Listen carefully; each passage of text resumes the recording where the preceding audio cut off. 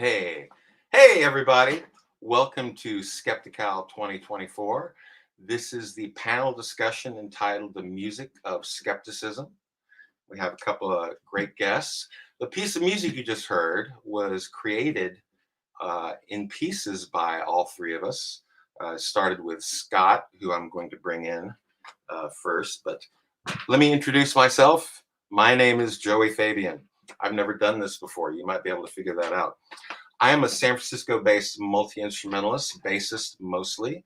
I performed with BMA-nominated singer Paula Harris, guitar hero Will Ray from the Helicasters, pop star Alana Davis, critically acclaimed fusion unit, the Bartram Tyler Group, and I'm touring currently with the Stinkfoot Orchestra, a 14-piece tribute to Frank Zappa, featuring alums like Ray White and Napoleon Murphy Brock. I also have my own studio, which I'm sitting in now, called the Tomato Farm, where I do composition, I sound design for a couple of films, and audio editing, recording voiceover and music, performers, produce a couple of podcasts for people, and I have been an instructor of bass and guitar for the last, 30 years here in the San Francisco Bay Area. And I got involved with the skeptic community through just always having a lifelong love for science and getting involved in the skeptic community here. I wanted to do something, and not a politician or a scientist, but I figured, hey, I'm a musician, and I thought I could learn songs. So that's what I'm going to be talking about. My search for songs to perform, and my thing called the Skeptics Jukebox, which I've performed at Skeptical conferences many times. So I'm going to go ahead and bring in our first panelist. He's going to be joining me. His name is Scott Haskett. Scott is a multi-instrumentalist, songwriter, producer, and music instructor from New Haven, Connecticut. His long-held fascination with science and polyrhythms is reflected in much of his original music, which is released through his band Birds Over Arkansas, as well as his 2 solo albums. Scott has also carved a modest following on his YouTube channel, which explores bias and auditory perception through music gear comparisons. Hello, Scott. Hey, Joey. How are you? Good to see you. Yeah. I'm doing well. All right. How about you? This is my first time doing this kind of thing too. So, oh yeah, so support. We'll just let George talk. Yeah, there we go. He's got lots of experience with this. Speaking of our other panelists here, George Robb. He is the host of the Geologic Podcast, and he is a multi-instrumentalist as well, hailing from Bethlehem, Pennsylvania. He's released 8 albums of original music, a concert DVD, 2 books, over 875 episodes of his podcast, which is great. I've been listening to it for a decade or more. Oh, you're too nice. Also emceed science conferences, including SciCon, The Amazing Meeting, QED, and NECSS. Despite all that, he still thinks that gravity is just a theory. Welcome, George. Hello, boys. This is a Nexus reunion. You guys did lovely musical interludes in our first back in 1906 when we did that first Nexus online. Yeah. And it was so lovely because we had Joey you did a Zappa tune and you did some other stuff, and then Scott had your crazy polyrhythmic the orbits of what was the planet you were doing? Neptune and Haumea, yeah, dwarf planet Haumea. Oh my god. Is that's on YouTube, right, Scott? Yeah. Okay. People out there, everybody go Google Scott Haskett YouTube and watch this. I mean, Joey's stuff as well, but Joey, you and I will agree that Scott's thing was just other level. It's so cool about the orbits and the natural rhythm of the orbits of Neptune and its satellites. And then you wrote this song that goes with it, and your brain just melts. It's just fantastic. Yeah. It was. Thank you. Yeah, that's sweet. Thank you. So anyway, we were supposed to have a 4th speaker join us. To keep it from being just a bunch of dudes, we had Helen Arney who's going to be joining us, but she had I think it was a family emergency and could not join us, but we wanted to give her some props. I'll read her bio so people can look into her if they wish to. Songwriter, science presenter, and voice of an Angle, Helen Arney regularly features on regularly features on TV, radio, and theaters across the world with her unique mix of stand-up, songs, and science. You might have seen her explaining physics while riding a roller coaster for BBC2 Coast, electrifying Sandi Toksvig on Chi, singing the periodic table on Channel 4, smashing a wine glass with the power of her voice, live on Blue Peter, or touring with science comedy phenomenon Festival of the Spoken Nerd. Helen is currently working on several full-length musical theater projects about teenage jiu-jitsu suffragettes, early women astronauts, and everything Darwin got wrong about the female of the species. So sorry she couldn't join us, but please. Do you mean a musician flaked? Are you saying a musician flaked? No! What are the odds of how does that happen? First time ever. I forgot my bass on a gig 2 weeks ago. Really? That's never happened. Oh, wow. What did you do? Yeah, what'd you do? The band leader had a buddy 5 minutes down the road, and I borrowed a short scale student bass from him. And that was really a great experience. Kind of like nice. a ukulele kind of playing the little student bass all night. Wow. Anyway. The first time I saw Penn Jillette's band, the whatever they're called, the No God Band or whatever it was, I think it was the second time I saw them. I think it was at one of the TAMs. Penn forgot his bass. Oh, so he literally was like, "Does anyone have a bass?" And someone had brought a bass to Las Vegas, and he ended up. I was like, "Yep, it's a good start. It's a good start." Nice. Wow. Scott, you ever forget an instrument for a gig? Ever like leave stuff in a car somewhere? Oh, I'm always leaving stuff in cars. Never forgot an instrument, but I almost ran over my wife's ukulele heading to a gig. Oh, by accident? Right. Yeah. Sorry, honey. Yeah. Oops. And it was. Yeah. I once shot an accordion for the same stage, reason. What's that joke about the banjo? What's the difference between a banjo and a trampoline? Take off your shoes. Take off your shoes. Yeah. Okay, sorry, folks, about that. So I guess I'll go ahead and get us started if anybody, we're okay with that. Yeah. The thing I decided to talk about was the history of skepticism in music. And so Jay asked me to do this. I thought this would be a lot of fun to discuss, but it turned out to be a little frustrating because I couldn't find much before the modern era. And I was thinking that I might find a lot of treasures way, way back, but I did not. I did, however, find the 1840s. This is as far back as I was able to find anything. The Hutchison family singers. Now, this is my idea is that skeptical music about science, the way had to be made for it, and maybe protest songs, things that speak truth to power, maybe kind of made the way for songs about skepticism to be a thing. And the 60s, the lyrical content opened up a lot. People started singing about things other than their baby, you know. So I did not, like I said, I did not find a lot until the modern era, which coincides with the modern skeptical movement. Coincidentally, I think. Anyway, know stuff. Well, so anyway, in the 1840s, there was something called, they were out of Massachusetts, they were called the Hutchison Family Singers, and they sang songs about abolition and workers' rights, temperance, and women's rights in the 1840s. Now, nice. that's very unusual, I thought. They were considered the first unique American pop music performers, and I'd never heard of them, so that was fun. So what was the makeup? Were they just like it was a choral thing, or they were literally a family? It was brothers and sisters, and they just sang, or they were instrumentalists? Sang. I couldn't find out much about them, honestly, but there's a Wikipedia page that talks about them. But if I go forward in the future, I was able to find a song by Joe Hill, 1911, "The Preacher and the Slave."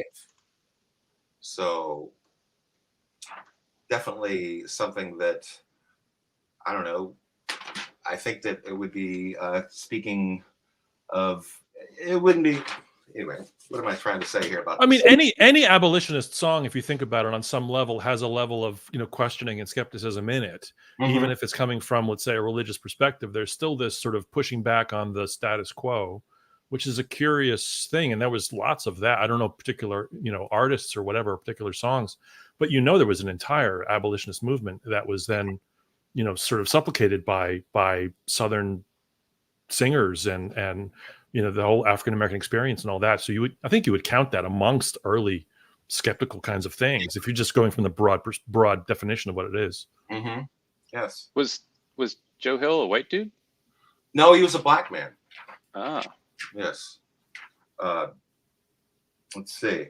So I found something.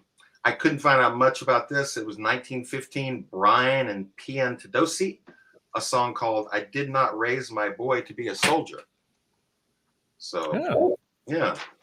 Little CCR kind of inspiration there. Yeah, nice, right? Yeah. No fortunate son. That's cool. Yeah. Right. So then we get into we had. I think in the somebody brought up Tom Lehrer. Well, actually, before that, we had Woody Guthrie. He famously played a guitar that said, "This guitar kills fascists." Yeah, this machine kills fascists. Yes, thank you, George. He wrote "This Land Is Your Land," and that, I did not know this, was written as a rebuke to "God Bless America." You have to go past the first verse, and you get into the meat of it, and it's like, oh, okay, ooh, good for you, man. Yeah. Good for you. And of course, "God Bless America" was written by a non-believer, Irving Berlin. Right. The original title of "This Land Is Your Land," did you know what this was? He called it "God Blessed America for Me." Interesting. Yeah. Interesting. Yeah, that's cool. Yeah. So he was a very important figure in this, I think. And then we get into the 1959 Tom Lehrer, "The Elements," and we know we've discovered more elements since that one. George, you've updated that a bit, I know. Yeah, I had a piece where I wrote one song per element, and I sort of redid it about a year and a half ago, and had to write another set because I wrote it originally in 2012, 2013, and the last 7 or 9 were still undiscovered, or not discovered, but they synthesized them because they only exist for a fraction of a second in those upper 100, 113, 114, or 15. They were all called like Unanubium, Unidextium, all that kind of thing. So I had originally put them all into a single really lame rap that was like really lame. So then they discovered them or synthesized them, and they gave them names. And so I wrote another 7 or 8 little mini songs for that, which is cool that like we're still discovering stuff and still creating, elements. It's pretty cool. It's pretty cool. So yeah. Joey, do you know the whole story? Do you guys know the story of the Eroica Symphony, Beethoven's Eroica? No. So the Heroic Symphony, he originally dedicated it to Napoleon. So he wrote the Eroica Symphony, and it's the Heroic Symphony. He dedicated it to Napoleon, and then Napoleon started I think it was the War of 1812, and he invaded wherever he invaded. I should know this better. And Beethoven was so pissed off that he had started this war that he scratched the dedication off of the front piece. So you literally, on that original piece, you see him scratching off in this deaf anger, undedicating it to someone he considered to be a warmonger. A pretty cool little skeptical thing to do back in the early 19th century, which I always thought that was pretty cool. Like to be that pissed off of like, and to be able to, again, not fall within the cult of personality. Not that relates to what we're dealing with today at all. But to have a political figure that you could go, oh, this person just totally let me down, and I'm not gonna just blindly follow them. I'm gonna go so far as to undedicate this symphony that I wrote to them because their actions now have been contrary to what I feel is right. That was always a really cool, like little skeptical. Yeah, I like that. It wasn't commissioned, No, I don't believe it was commissioned. I think he wanted to write it because he liked what he had done up until this point of his warmongering. So it's just pretty cool. All right. Well, so my explorations led me to finally just starting to collect songs. And that's what I'm going to just talk about now, like some of the songs that I've been able to find and that I added to my Skeptics jukebox set. So one of the earliest, actually the earliest song I have in my set was written in 1935 by George Gershwin. It Ain't Necessarily So. And that's, of course, from the show Porgy and Bess. And it is sung by the character Sportin' Life. And I didn't know, I've never seen Porgy and Bess. He's at a picnic attended by a heavily religious contingent, and he actually sings the song to startle them. And that's what I found in Songs of Skepticism when I was looking for them. The thing that was a little frustrating because was when I first started to do this, I talked to Dr. Eugenie Scott about it, about doing the performance, my first performance. And she actually explicitly said, do not do too many songs that are really harshing on the religion too much, because a lot of skeptics are religious too. You know, we can be skeptical of like homeopathy, and and they can. So what was frustrating was that most of the songs I came across were skeptical of religion.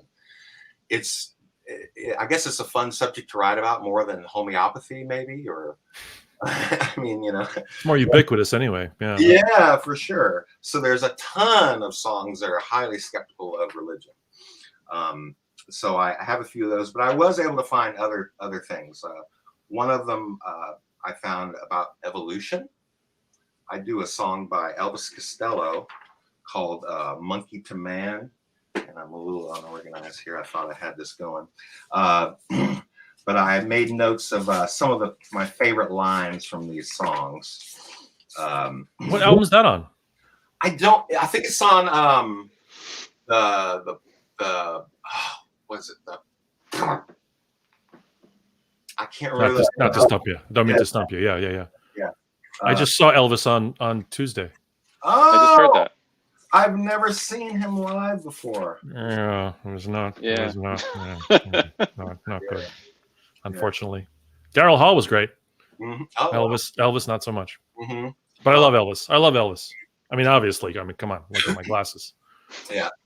So anyway, he one of the lines from that song "Monkey to Man" by Elvis Costello.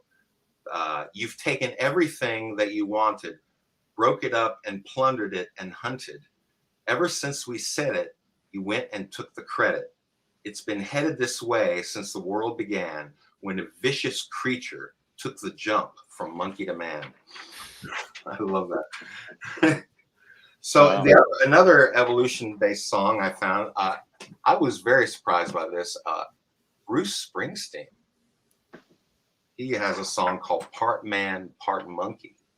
And it references in the beginning, in the first verse, the Scopes monkey trial. Goes, they prosecuted some poor sucker in these United States for teaching that man descended from the apes. That's the opening line of the song. Has anybody ever heard another song about the Scopes monkey trial? No. No. Another great line. Well, the church bell rings from the corner steeple, man in a monkey suit swearing he'll do no evil. I love that one. So we had other people like from New Jersey. Speaking of New Jersey, I was able to find non-religious content in the New Jersey super duo They Might Be Giants. Oh yeah, they did a whole record called Here Comes Science. Right. Yeah. And I picked a fabulous song from there called Science is Real. And it just goes like science is real, from evolution, from the Big Bang to DNA, from evolution to the Milky Way. Just talking about, what we know, that we know, why we know it. It's not mythology. There's a reason we know these things. They're not just stories. I think there's a reference in the song to they're not just stories, they're not just myths. Anyway, I appreciate that. I always like when we don't just say what we know, but also how we know what we know. I think that's very important Yeah. for people to understand. Of course. In this that are not familiar with what we're doing here in the skeptic community. We're trying to help people. One of the things I remember Jay told me years ago was he thought of the skeptic community as sort of consumer protection, right? So it's that line between science education and consumer protection, and that's where skepticism lives, right on that border between the two, right? Which is the best way to think of it. Yep. And speaking of, one of the songs I picked to do was from one of our panelists here, George. I used to do. What? I remember writing to you once to ask you what to clarify what one of the lines was. I can't remember what that line was, but the song "Skeptic," your song "Skeptic." Yeah. That one was great because you don't just speak about religion and that, you speak about astral projection and right. One of my whole favorite Earth catalog. Yeah. A verse here. He says that his aura will keep you alive for 3 easy installments of $10.95. Oh, that's very sweet. That's so very sweet. And the device he uses sucks out the bad juices. It leaves no bad bruises. It simply deduces the proper percentage of X in your brain. This miracle cure leaves no permanent pain. You know the words, George? Barely. I can't remember my own lyrics. It's so bad. It's so embarrassing. Plus, I write these books, which is the ridiculous thing. Yeah. I'm always like, I got to write shorter lyrics, and I just have these novels that I write. So yeah. This is my page for performing, and I have like the first line. A total cheat thing. Yeah, it's the worst. Yeah.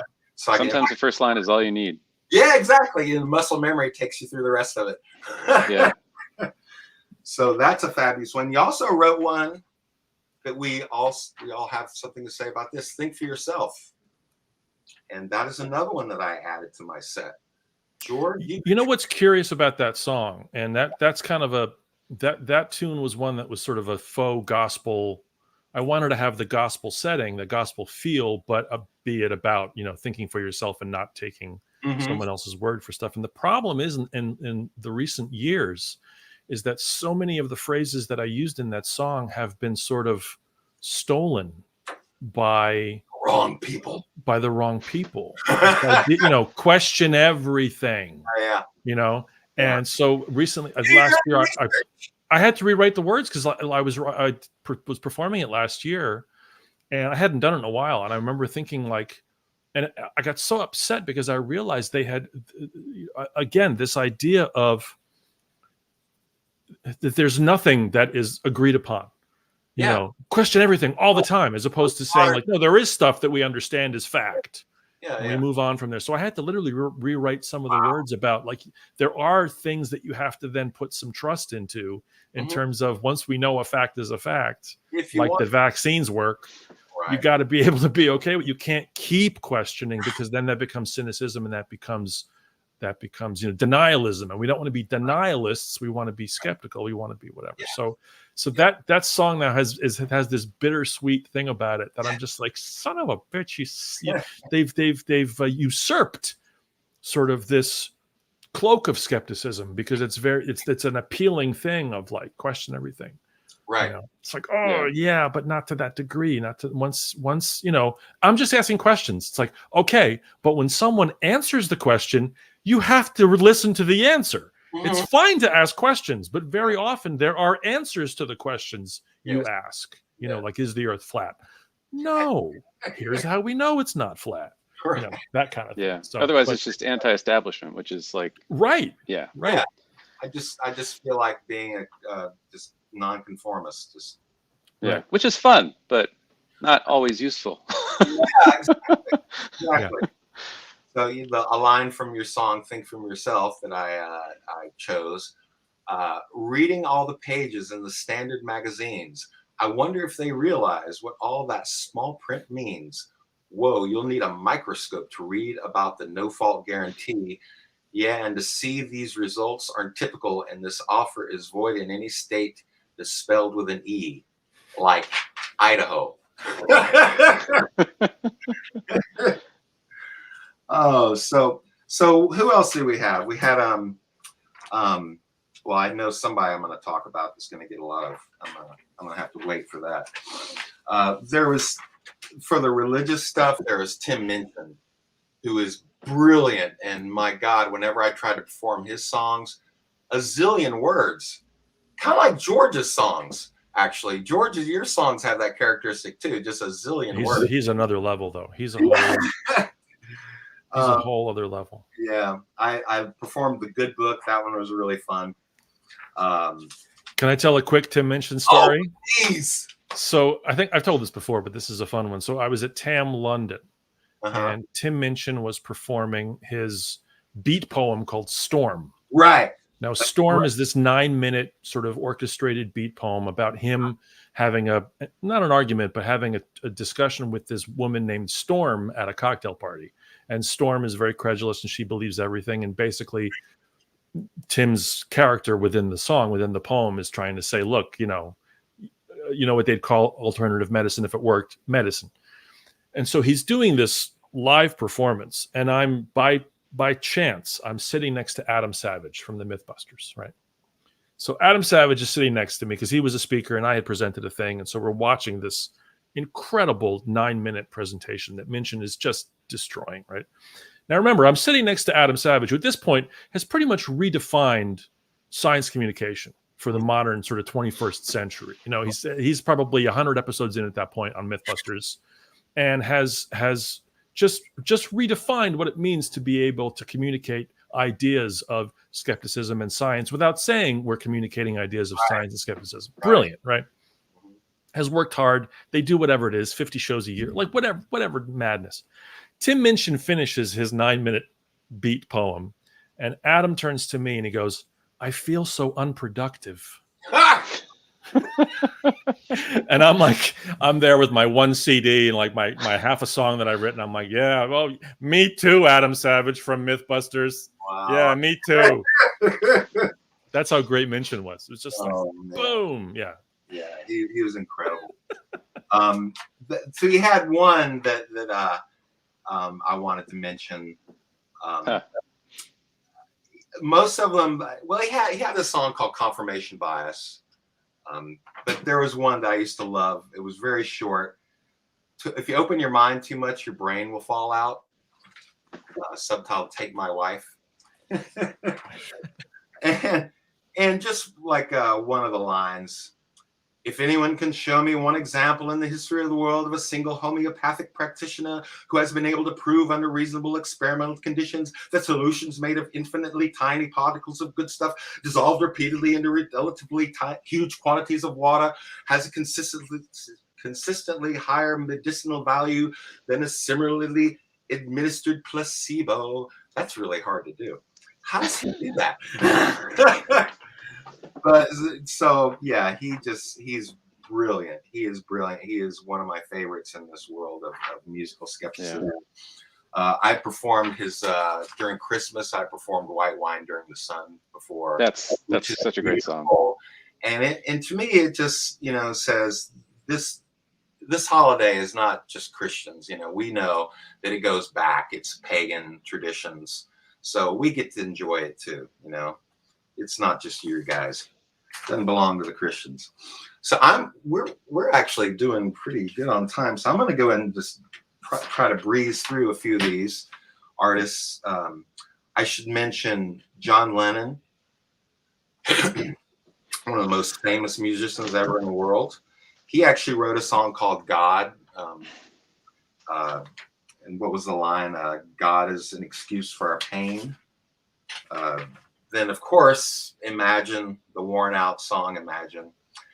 And did anyone... Which everybody plays wrong, by the way. They always get that third chord wrong. They always play that B minor chord with the wrong bass note.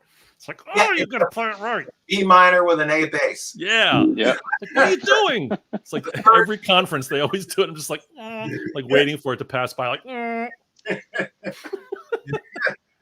was with the guitarist once, and he was like, that sounds better. And I'm like, oh, that sounds better? You know better than John Lennon what chords to use in a John Lennon song? And really?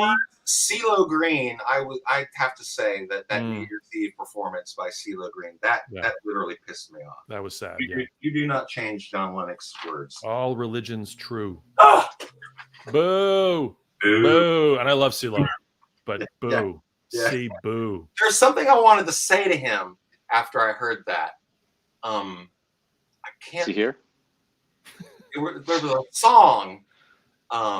Never mind. I shouldn't say that on the. What was that song? No, never mind. Forget you or something? Yeah, something like that. I see you ruin John's song, and I got this. Yeah. There you go. So, Eric Idle. Yeah. And, one of the songs I performed on the NECSS. I did Cosmic Debris in the morning. They showed that in the morning, the Frank Zappa song, Cosmic Debris. Yeah. I did the Galaxy song later. And that one is, it's just describing the universe, describing what we know about our place in the universe. Which he also updated. Yes. Which is very cool. That is great. The thing about science is we're not dogmatic. We get new information. We say, bring it on. Let's hear it. I have no pride. Those lyrics you want them to change. Like those we're good with changing. Yeah. If it's more accurate, all religion's true, not so much. But 30,000 light years from galactic central point, yes, we want that modified. Yep. What was it? Our galaxy itself contains 100 billion stars. It's 100,000 light years side to side. It bulges in the middle, 16,000 light years thick. But out by us, it's just 3,000 light years wide. We're 30,000 light years from galactic center point. We go around every 200 million years, and our galaxy itself is one of millions and billions. This is amazing and expanding universe. So, there's him. The Meaning of Life, the song The Meaning of Life. Just questions. It says, we're not here to tell you why. We're just here to we're going on this journey together. We're going to try to find these things out. I love that. I auditioned for Spamalot and I sang The Meaning of Life because they wanted a comedy song that wasn't in the show Spamalot. And I thought, let me do and it had a French accent because I was trying to audition to be the French taunter. So I sang, "Why are we here? What's life all about?" Oh yeah, you did it like that. Good. Yeah, it worked out cool. That's one of my favorite songs to open up my Skeptical set with. But I don't do it like that. I did mine is a bossa nova feel. Oh, nice. Yeah. Why are we here? Anyway, so let's go ahead. Joey, how many songs are in your jukebox now? Of that, how many? About 30. Okay, cool. Yeah, awesome. Songs by Elvis, The Flaming Lips, yeah, Fleet Foxes, Bruce Springsteen. Which Flaming Lips? Is it off of the Soft Bulletin track 1? You Realize. Oh, okay. You Realize. Yeah. I wanted to add Vein of Stars too. That one is another one that talks about the it's a good skeptic subject song. Let's see, Randy Newman, God's Song. That was another religious one though. One of the first skeptical songs I ever remember hearing about religion was the XTC song, Dear God. Yeah, produced by Todd Rundgren. Right. Who was a favorite of mine. And Todd, I need to say, years in the 70s, he had an album called Initiation, where he had a song on there called Eastern Intrigue, and where he talks about he was exploring. He was looking beyond Western religions and looking to Buddhism and Taoism and these things. And he wrote a song about that. And I've watched his progression over the years to where one of his last albums, he's got a song on it called God Said. And one of the lines in that, I don't dwell upon you. This is God speaking. God said, I don't dwell upon you. I dwell on something else. I'm not really here. So get over yourself. And I love it that Todd is come around because he's just one of my favorite artists. I've seen him live more than anybody. It would be Frank, but Frank didn't do enough in in my life. Speaking of Frank, let's get to him. I want to speak about him really quick before I hand it over to other people. He's my musical god. He's also a great musical skeptic. The song Cosmic Debris was one I mentioned earlier. It's a song about, he was walking down the street and some, guru comes up to him and tries to sell him some BS. And his reply is, look here, brother, don't you do you jiving with that cosmic debris? He was like in his earlier records, even in late 60s, he was countercultural, obviously, seemingly to be in the middle of all this stuff in the hippie movement. He stated flower power sucks on one of those. I mean, like right in the middle of all this, I wonder what people thought about that when they heard all the hippies getting the Zappa record and then hearing him say flower power sucks. That might have been jarring to them. But he, of course, he had a series of songs on an album in 1981 called You Are What You Is. And he was right on top of the religious rights infiltration of the Republican Party. And 3 songs, The Meek Shall Inherit Nothing, which to me, let's see, where were my notes I wrote about that? To me, it's his line in it, you say your life's a bum deal and you're up against the wall. Well, people, you ain't got no kind of deal at all. Because what they do in Washington, they just takes care of number 1, and number 1 ain't you. You ain't even number 2. George knows. And to me, that's just the religious and religion and government intertwined, screwing your life up. The next song in that one was Dumb All Over. And that was, to me, a more full frontal assault on religious fanaticism, and he's really harsh on that. In that one, he just pulls no punches. You can't run a country by a book of religion, not by a heap or a lump or a smidgen of foolish rules of ancient date designed to make you all feel great while you fold, spittle, and mutilate those unbelievers from a neighboring state. And then finally, last song. I used to sit in class and just write those lyrics out to keep myself awake. Because I'd be in some theory class or something and then just be droning on, and I was like, I can't fall asleep. So I would literally try to remember all the words, and I would write. I just had notebooks full of just Zappa lyrics. Wow. Yeah. And the last song is hilariously, it sounds like a gospel song. Has a heavenly bank account. And that one is going for the televangelists, in my opinion. They started coming up like mushrooms then, right, in the late 70s, like filling up all the new cable channels. And he was going for those guys.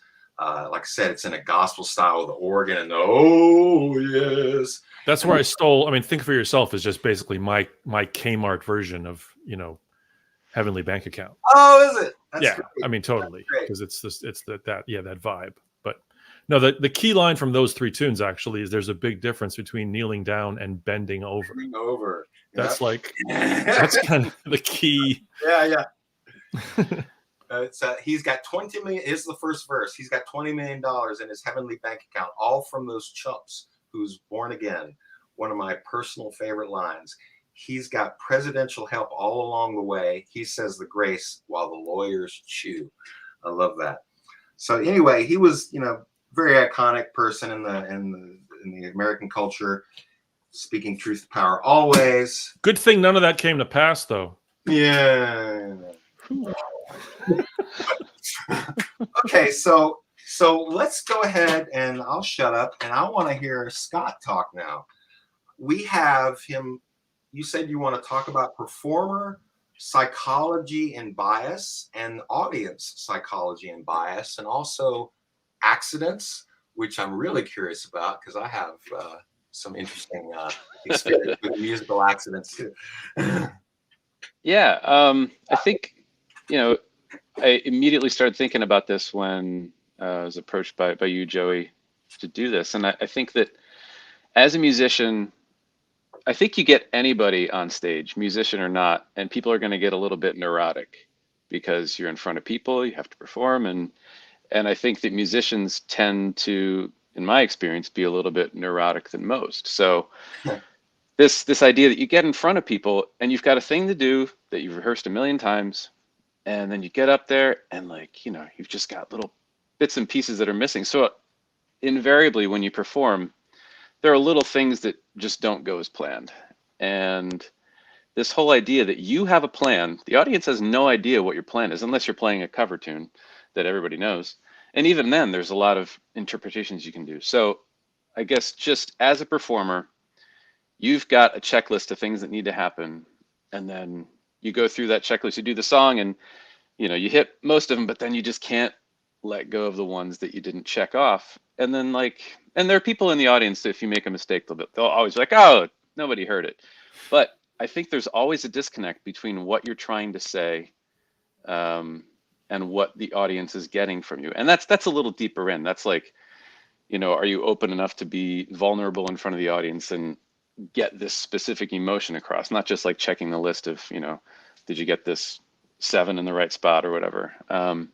So, and it's, as a performer, that's always on my mind, and, you know, just getting to the point where, like, none of that matters. And like I said, just being open with the audience and trying to have a good performance, just the performer perspective, and just beating yourself up afterwards. And then the audience, who sometimes just is there just to enjoy their time. They're not picking apart everything you're doing, unless they're a musician, and they are. Right. And they stand in the back like this. Yeah. Guys in black with their hands crossed. Musicians. Right. Yeah. So, yeah, I've thought about that a lot. And I guess that's, what do you guys think? I mean, there's a couple things about that which is so interesting. Like, I used to always tell younger performers who were, for a short period of time, I worked at Moravian College, the music department here in Bethlehem.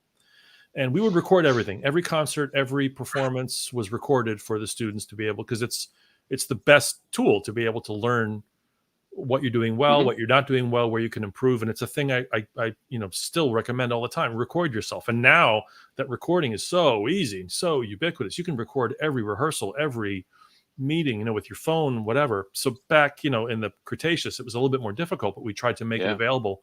Yeah, I used to have a little portable cassette. I would just sit it on top of my amp. Yeah, right. And it was just something. But I did get into this habit of telling students and anybody that after you've performed something, one of the worst things you can do is listen to it right away. Because what happens is, as you're performing, you know what you were trying to achieve. And so, like, you might have gone for that certain melodic frill or something, and you didn't do it, or you missed that chord or whatever. So I always recommended, like, at least wait 24 hours before you listen, if not a week, if not 2 weeks, because by that point you will have forgotten some of the more specific things you were attempting to do, and you can listen to it more as an objective listener, as opposed to someone that had just created it, and all you're going to hear is the mistakes. All you're going to hear is that, oh, that was wrong. Oh, that was wrong. Oh, that was wrong. And like Scott, you just said, if someone's doing an original piece of music, the audience doesn't know what's right, what's wrong, where you were attempting or what you wanted to do. They just know what came across. So that was always this recommendation, like, definitely record yourself, but wait and watch it much later. The secondary thing too, that I learned in school through a great conductor, this guy was named Peter Boonshaft, and he was a brilliant, brilliant conductor. And he told us that there is this cliche of, as long as it's good for the show, no matter what happens in rehearsal, as long as it's ready for the concert, that's all that matters. And he said, this is the worst way you can think about approaching music, because it's never a finish line. He said, you don't create music to perform it at some end point where it is then striving for perfection. The rehearsal process and the learning process is the musical process. And he said, the most important thing we're doing in this entire span of performing this piece of music is right now, right here in the rehearsal room, where you are discovering what this piece of music is. And not that I want it to be perfect now, but we are striving to understand this piece of music and this piece of art within itself. And that's the process that we're going. It's the journey again, a cliche, but it's true. It's the journey of creating this piece of music. He used to always say, a lot of conductors be like, they'd make a suggestion and they would say, write it down. I want to see pencils moving. Write it down, write it down, write it down. And his approach was, any suggestion that I make about your performance practice should be so obvious that you don't need to write it down. Like it should be like, oh, of course that should be louder there. Like, of course, because that's what the composer intended. And that accent should happen, or there should be a breath there. And he said, if you're really within that piece of music, you shouldn't have to write things down because it'll make sense within the context of you existing within that piece of music. And it was like, it's like the antithesis of every piece of advice I'd gotten up to that point of like, write it down, write the accent. Why isn't your pencil moving? I want to see pencils moving. It's so interesting. So those two things of like the anxiety of performance and what you want to perform and what is actually coming across and what people are perceiving versus like that whole other thing. And it's such a curious psychological thing. I know whenever I have to sing something in front of people, that morning my voice starts getting all wonked. It's the psychosomatic nature. It's unbelievable how often. And I used to modify. I have to drink tea now, or the thing with the honey, and I'd modify my life. And now I realize I have to make everything as not special as possible, just because those days you don't have a show, you're singing like a mother. It's just like you're hitting all these notes, and it's like feels great, and your hands are free to play, and all this stuff is happening. But then on the day of the performance, you're just, I don't know how to hold stick, because you think, I better warm up. I better like do these things that I don't normally do because it's performance day. And it's some of the worst advice you can give yourself. Well, so this might go ahead, Joey. I was just going to say, I did not take George's advice when I was recording myself. Some nights after the gig, I would go home and listen to the gig. No, don't do it. Don't do it. And then the problem is, what you then remember is you listening to the recording. I did this in high school. I had a senior project that I did. It was this big, last semester, trimester, whatever it was. I wrote this whole piece and performed it. And we had a VCR, VHS camera. So we taped it. And as soon as I was done, my next period class, I was free. I went and I watched it. And my memory of that event is sitting in the library watching myself and not being on stage. And I remember thinking, like, I am never doing this again. I want to live in those moments of being on stage. And even if it's a buffet of seafood and there's clams all over the place, you know what? It's like, that's better to then sitting on the bus or in the hotel room with headphones going, no, crap. It's hard though. Right on. So, George, do you feel like we should get into your let's get into what you wanted to talk about? I mean, to me, that since we are dealing with this like idea of skepticism, right? And one of the things that one of the worst compliments I get as a musician, and they're always intended to be nice, and I appreciate the intent behind the compliment. But one of the worst compliments that you can give a musician, or me in particular, is you are so gifted. You have such a gift. And it's this implication that what you're doing is supernatural. Anointed. It is because I can't do it. You are doing it, and thereby it's magic. And you are gifted. You have such a gift. And I want to say, like, I have worked my tail off to try to be semi-competent at whatever thing I'm doing, whether it's drums or singing or playing guitar or even doing monologues or whatever it is. You don't see the endless hours of work that goes into it. And in the same way that I don't think someone would go to an optometrist and say, you have such a gift for optometry. Like you have such a, because to be an optometrist, you got to go to school.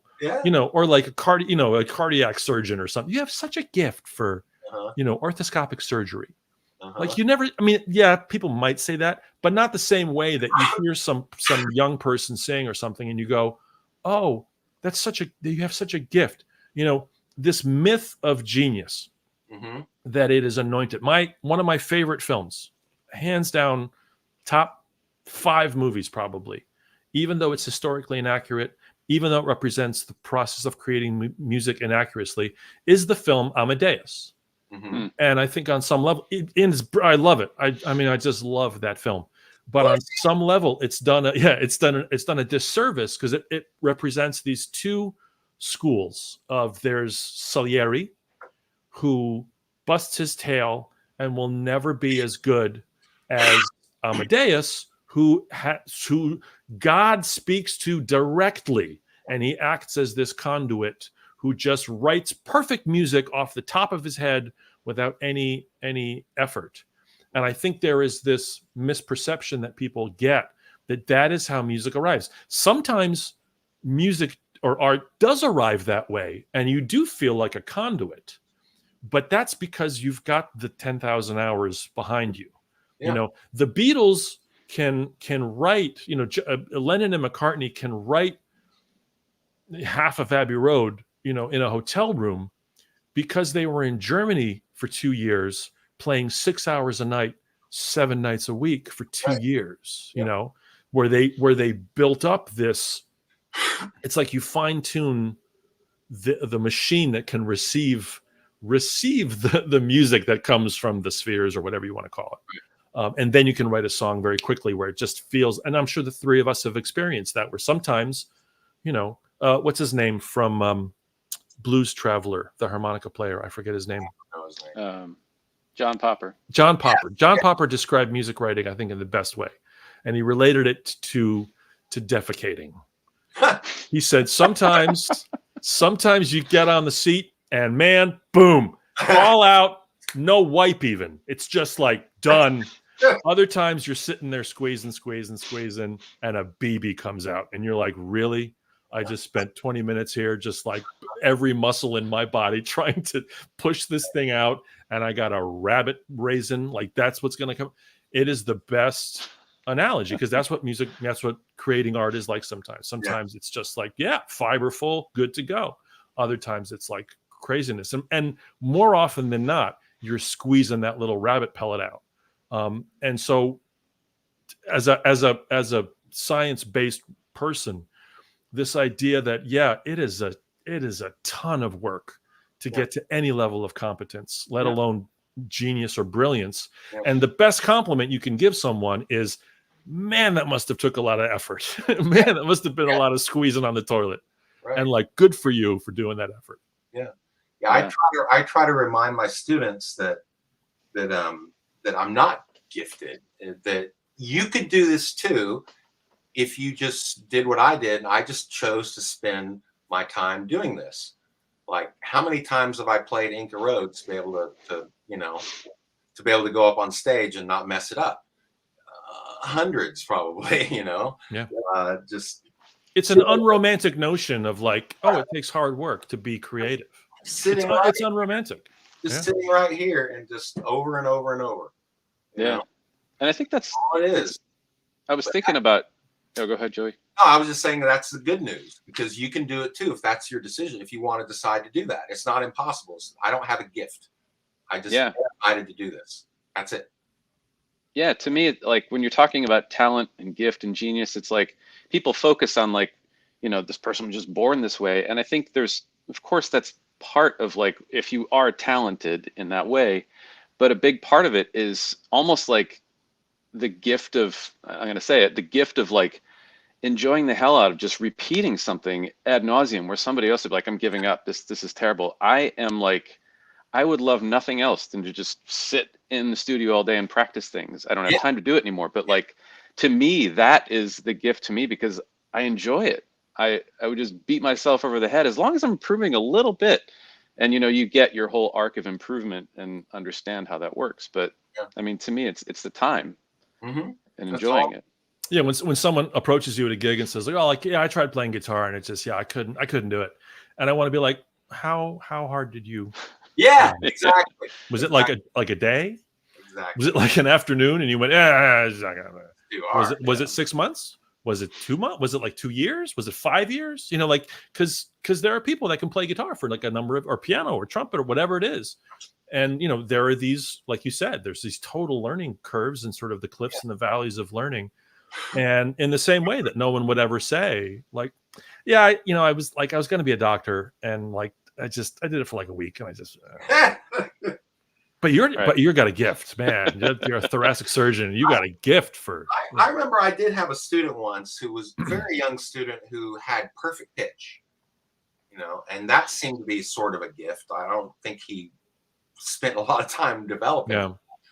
But he didn't develop his skills, and he quit playing music. Mm-hmm. He took lessons for like 3 months, and then Yeah. I don't know if we're gonna have a lot of time for this. I did have another thing to talk about. If anybody had something they wanted to add to this, the musical woo, just in general musical woo. We're getting down to the last few minutes here, folks.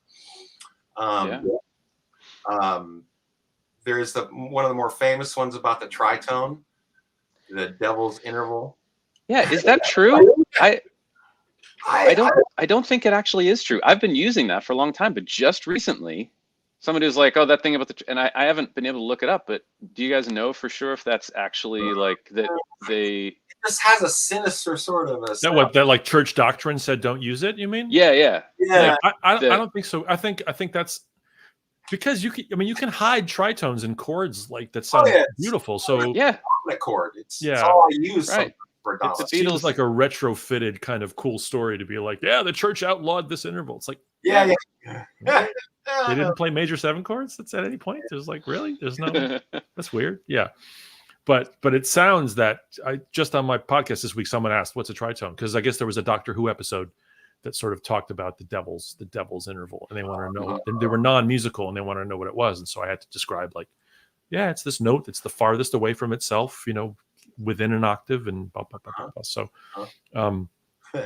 but. Yeah, I mean, there's all kinds of tuning nonsense. There's a thing, because Western concert A is 440 hertz. Right. Mm-hmm. That's your sort of standard thing. But then there's this whole like 432 movement. Yeah. That says 432 is a purer A, and it makes your nads vibrate and more sympathetic. It's just absolute nonsense. Just absolute nonsense. My friend Milton Mermakades, who's brilliant, he did videos on this, and it's not even a debunking. It's just like, that's my issue with perfect pitch too. That always used to bother me. That like people have perfect pitch, and this is a thing. So this is this idea that you just know what certain notes are without having to hear relative pitch. So that's an E flat. Yeah, or you can sing an A, and they just sing an A, or sing a B flat, and they sing it, and they can do it. But to me, I was always like. But like 100 years ago, that would have been sharp. Yeah. Like because A was lower 100 years ago than it is now in terms of the Western standard. All of Western pitch has gotten higher as we move along, as they shaved more and more of the organ pieces down, and the pitch of everything got higher. So is it a weird like super relative pitch as opposed because we all have relative pitch for the most part. Right. We can sing a third or a fourth or a fifth, but like so perfect pitch. I still no one's ever really answered that for me in a satisfying way of how do the people that have perfect pitch know which frequency they're going to have the perfect pitch to. I don't know, but I have a fabulous musician friend who's played with Stevie Wonder and Beyonce who's told me. She would not want to have perfect pitch. Yeah, I kind of feel that way too. Yeah. As far as the perfect pitch thing, go on. Yeah. I would wonder if because we have like standardized and we can and music is digital, so it's like it's where it was recorded, and with the 432 thing, I think most of the bulk music is at 440 right now. I wonder if we have more people right now who kind of because I really think that perfect pitch is probably just like pitch memory, and you hear like music in 440 over and over. I bet that reinforces if it is a pitch memory thing. Like, are there more people who like are developing it now than before? Because it was so. I mean, there's been so many standard things over the centuries. Interesting, yeah. Because of its consistency now. There's poor man's perfect pitch I've heard of, where you have some song that's just so beat into your head. I can when I get to a guitar, I don't have perfect pitch, but I can get to a low E. Like it's just there. And people like sing it. I'm like, no, I can't, but I know what it feels like, and I know what it sounds like out of a guitar. Like right. Yeah. Well, we got to wrap up, but the 432 is a great segue to the last thing we want to talk about, and that is the the opening of the segment here, we heard a piece of music, about a 30-second piece of music that was created by the three of us here. Yeah. Started. We want to give it all away here. Why not? It was started by Scott. Scott gave us a guitar track. I then added to it. Gio did some really interesting vocalizations on it. We were waiting for our fourth person, but we're hearing it now. Scott added the drums. Here it is. We don't have a name for it, do we? What's it called? Where's the woman? I was just gonna say, hey. Yeah. Because that's why we all got into music, right? To meet the girls. That's right. Let me say though, so Jay, can you put up that image that you put at the start of this whole thing? I don't know if you can put that on the screen. Yeah, that better not be an AI generated image, Jay, because that'll really upset me if that is. That better not be some AI piece of art that you grabbed. Dude, it's got to be. Jay. Look at that fretboard. I know. It's like, what's going on, Jay? We musicians who are being slowly replaced by computers. Please don't use AI stuff. Please don't. Everybody out there, please. Like, you're better off doing a line drawing on a napkin than using AI generated stuff, please. Hello. I know I'm old man shouting at virtual cloud, but still. There we go. Well, everybody, thank you. This was a lot of fun. Thank you, Scott. Thank you, George. Thank you. Joey. Have a great rest of the conference, everybody. Yeah. Bye-bye. Enjoy the